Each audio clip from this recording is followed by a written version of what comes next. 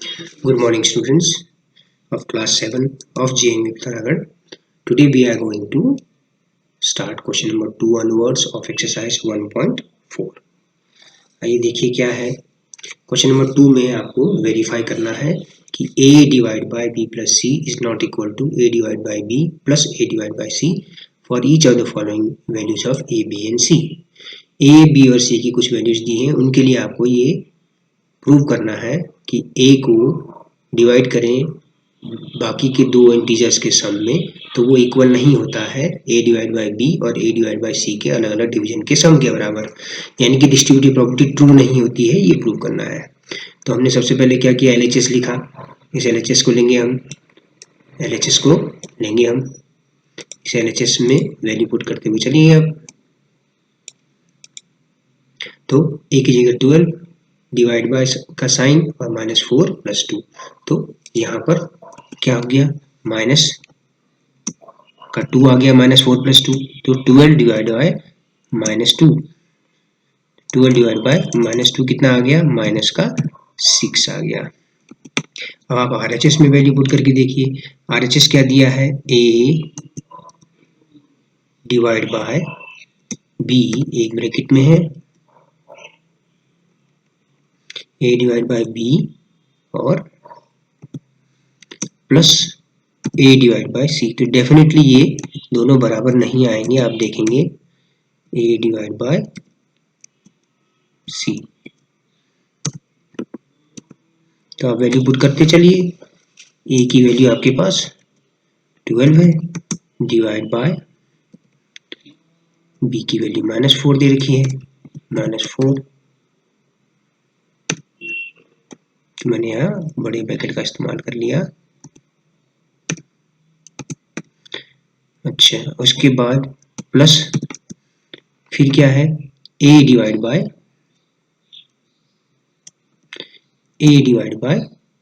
c है, तो a की वैल्यू 12 रखो आप, डिवाइड बाय c की वैल्यू आपके पास 2 है। अब आप इन दोनों ब्रैकेट्स को सॉल्व करते हुए चलेंगे। तो 12 डिवाइड बाय -4 कितना हो जाएगा, माइनस का 3 प्लस 12 डिवाइड बाय 2 कितना हो जाएगा, 6, तो -3 प्लस 6 कितना होता है, प्लस का 3। तो आप देख सकते हैं LHS जो है RHS के इक्वल नहीं है, LHS is not equal to RHS, is not equal to RHS। तो आप क्या कहेंगे, आप कहेंगे कि गिवन स्टेटमेंट इज वेरीफाइड। इस स्टेटमेंट को आप क्या कह देंगे कि therefore a divide by b plus c is not equal to a divide by b plus a divide by c, ये वेरीफाइड हो गया। ठीक है बच्चों, कुछ नहीं करना है, आपने LHS और RHS में अलग अलग वैल्यू पुट करनी है a b और c की और उनको सॉल्व कर देना है।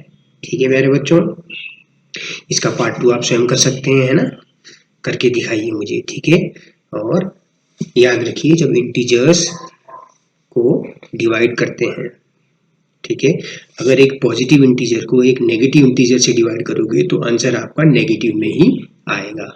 प्लस का डिवाइड से प्लस साइन को डिवाइड माइनस के साइन से डिवाइड करोगे तो माइनस साइन आएगा।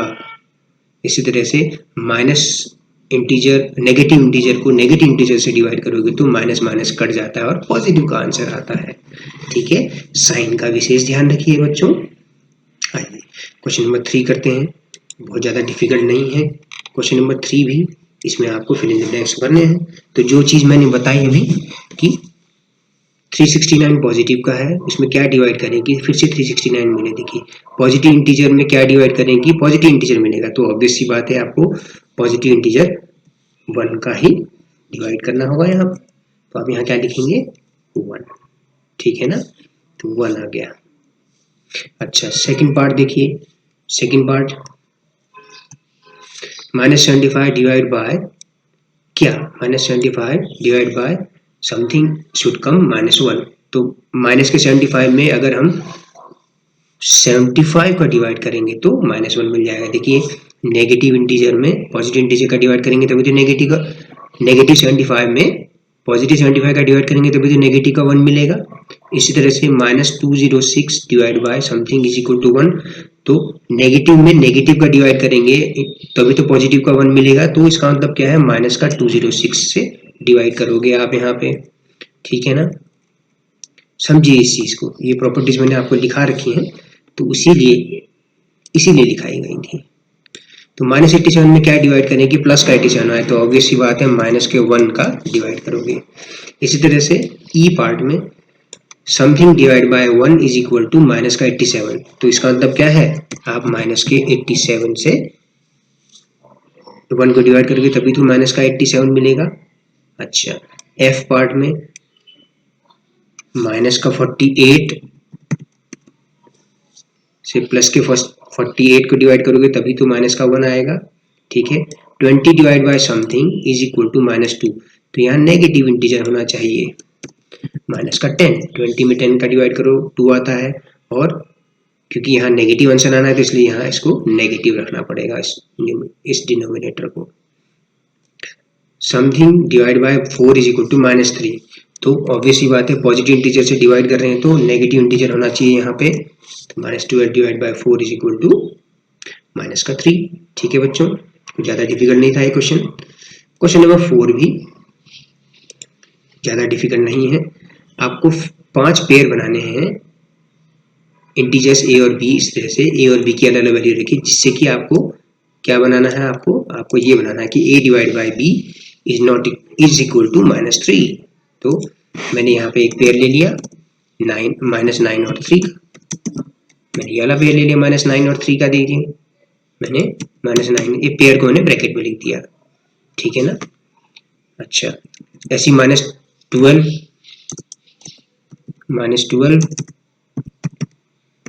और 4 का कॉम्बिनेशन ले लिया, ठीक है। इसी तरह से -15 और 5 ले लिया, -15, 5 एक पेयर ले लिया। अच्छा, मैं पेयर को यहाँ ब्रैकेट में लिख दे रहा हूँ।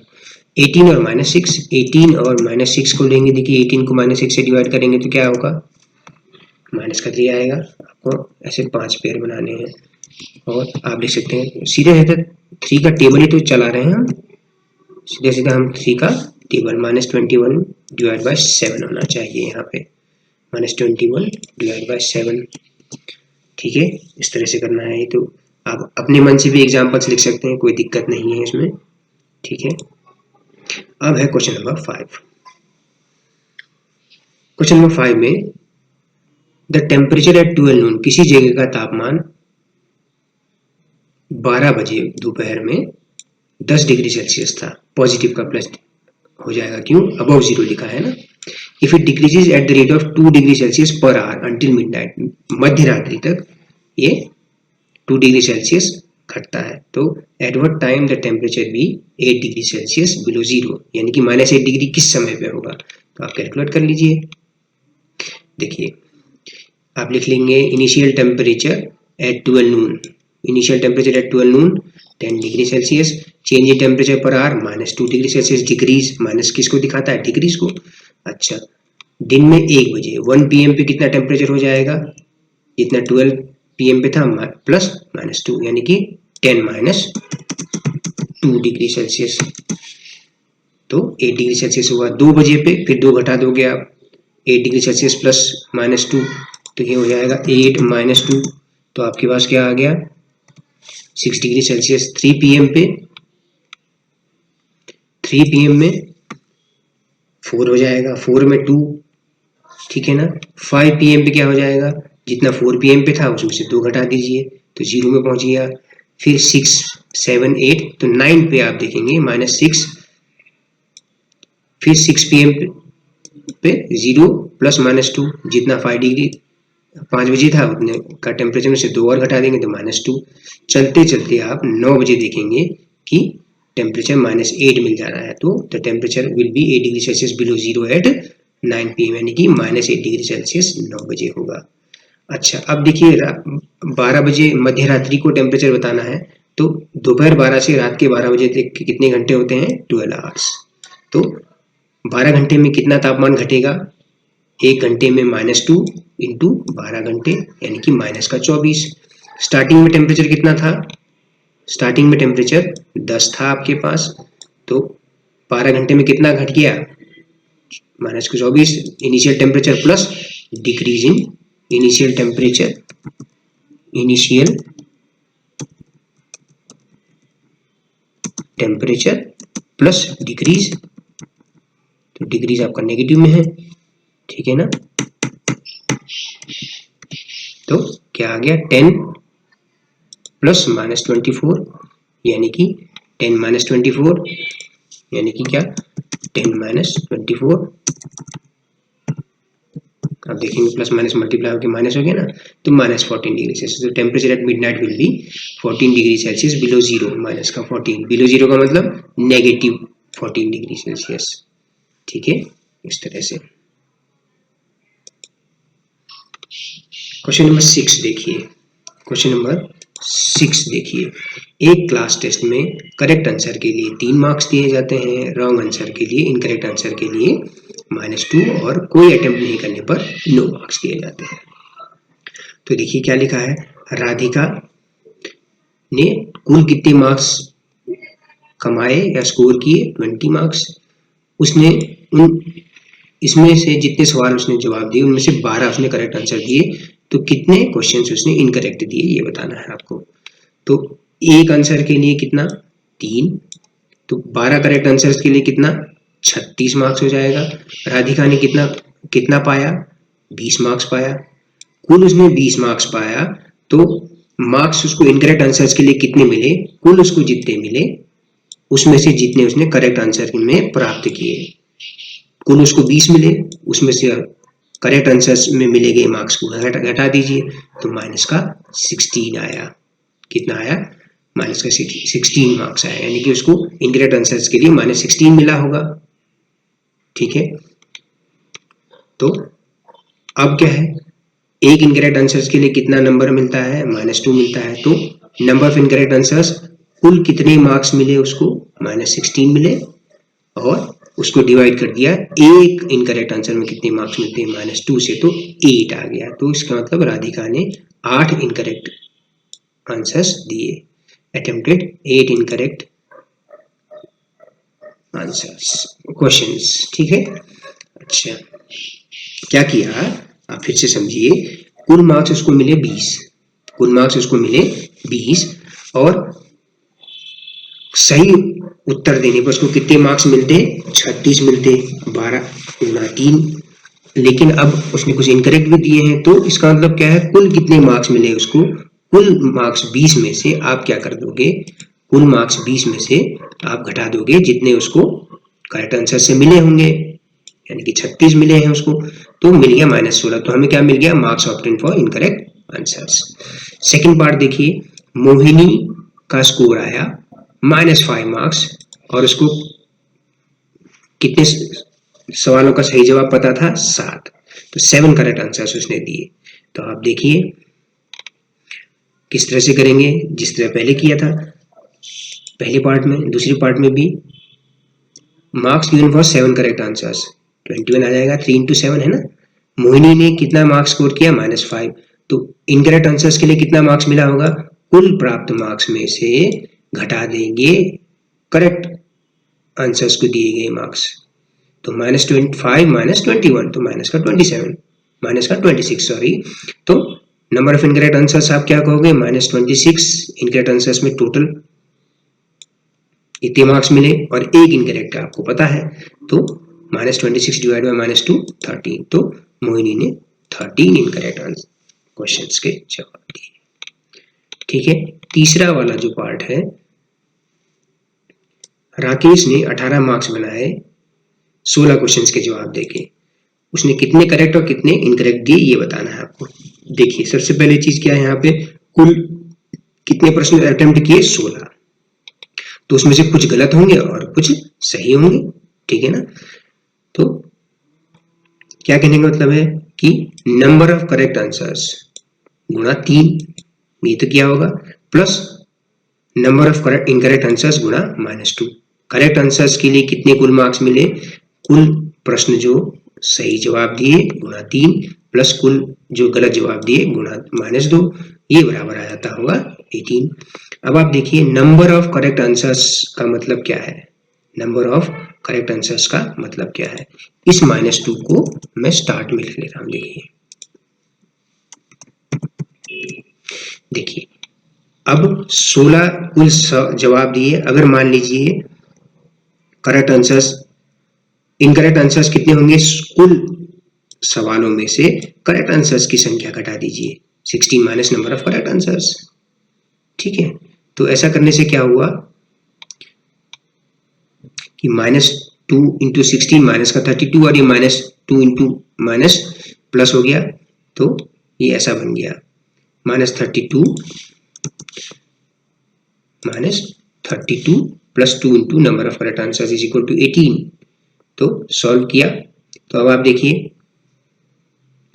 3 गुना number of correct answers plus 2 गुना नंबर ऑफ करेक्ट आंसर्स, ये हो गया 5 गुना नंबर ऑफ करेक्ट आंसर्स। -32 बराबर 18। -32 को राइट हैंड साइड में अगर ले जाएंगे तो प्लस का 32 हो जाएगा। तो number of correct answers into 5 is equal to 50। अब 5 इसके मल्टीप्लाई में है तो number of correct answers 50 upon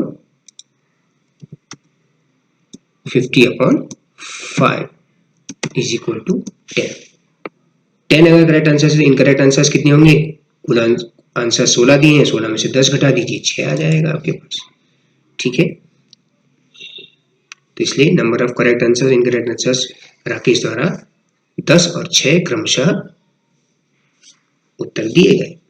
ठीक है, इस चीज को समझिए, एक बार फिर से देख लेते हैं। देखिए number of correct answers into 3 और number of incorrect answers into -2, इन दोनों को जोड़ के ही तो 18 आया होगा उसको स्कोर। अब देखिए total number of incorrect answers क्या होंगे, कुल सवाल के जवाब में से, कुल जवाबों में से जितने करेक्ट दिए उतना घटा दीजिए, 16 में से, 16 में से करेक्ट आंसर्स घटा दीजिए। तो यहाँ पे ये प्लस माइनस साइन मल्टीप्लाई के माइनस हो गया, -2 इंटू 16 माइनस का 32 हो गया। ठीक है, और यहाँ पर ये माइनस और माइनस साइन प्लस हो जाएगा तो ये +2 into number of correct answers. ठीक है, ये है कहने का मतलब। आप चाहे तो ऐसा भी तो कर सकते हैं ना, अगर आपको समझ में नहीं आ रहा है तो आप इसको कुछ मान लीजिए ना कि नंबर ऑफ करेक्ट आंसर्स को मैंने x कह दिया सपोज, तो 3 गुणा x, ठीक है, plus number of incorrect answers क्या है 16 माइनस जितना करेक्ट आंसर आया इंटू -2 इज इक्वल टू 18। तो आप इसको सॉल्व कर सकते हैं, इस तरह से भी समझ में आ जाएगा आपको। क्वेश्चन नंबर 9 देखिए, क्वेश्चन नंबर 7 देखिए। एक एलिवेटर में लिफ्ट होती है, 6 मीटर प्रति मिनट की दर से नीचे की तरफ जा रही है। अगर 10 metre above the level ground से शुरू होता है तो -350 पहुंचने पर कितना टाइम लगेगा।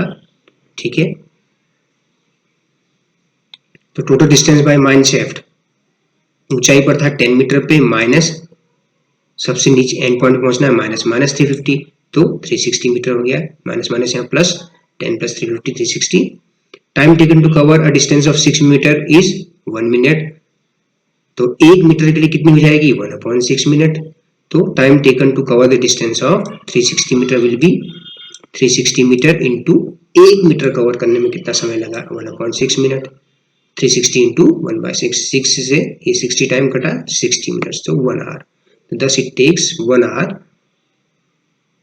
for the mine shaft to reach at -350 below the ground। इस तरह से करना है इस क्वेश्चन को। ठीक है बच्चों।